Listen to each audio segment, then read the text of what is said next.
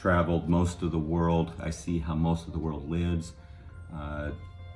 Shoot, you know, people are hurting, people are suffering. And I'm just at a time in my life, point in my life, where if I can make a difference and come up with something that will truly solve a big portion of that, then I wanted to. And so that's why, as USA Botics, we directed a bunch of cash and time to develop the technology.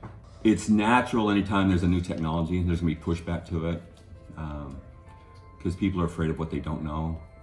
But as they just take a little bit of time and look at this, they recognize that it's such a superior way of doing things. It just really is. I think, I don't know if I necessarily know the best way, but I can tell you the wrong way, and that is probably just to design a set of plans and walk into your building department. I think if you recognize who's responsible to solve some of these problems for affordable housing,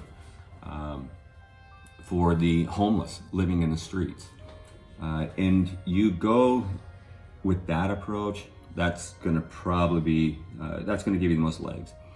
I mean, you got Habitat for Humanity, you have Red Cross, you have, oh shoot, even the Housing Authority and politicians, governors, senators, congressmen.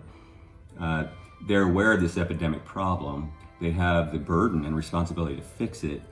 They just don't quite know how, and for decades haven't been able to. And so for them to recognize that they're, oh my gosh, there's finally a tool, because I can't force contractors to sell, and I can't force people to donate time, and I can't force hardware stores to sell below market. And somebody walks in and says, hey, Mr. Governor, have you seen this tool? It can reduce costs by 2/3. In a third of the time, we can actually start making a difference right now.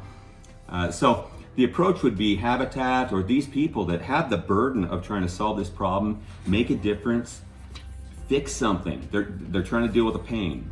If they find a viable tool that'll actually make a difference, that's ginormous, because they're the ones that can go in the back door of the housing or the building department and say, hey guys, we're gonna find answers for this. We're gonna come up with construction methods.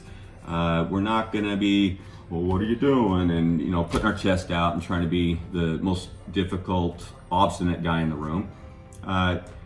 When their boss says, we're gonna find answers and solutions right now, that's a different conversation. And so that'll pave the way quicker than trying to go up against, you know, building department engineers. And they really can't say no. You know, once an engineer stamps it, he's licensed by the state. And when he stamps it and says this meets code, that's it. Now the building department can say, I don't understand the math behind this, can you explain this, or whatever else, or raise some questions that one engineer may not have seen, but they can't say no to it.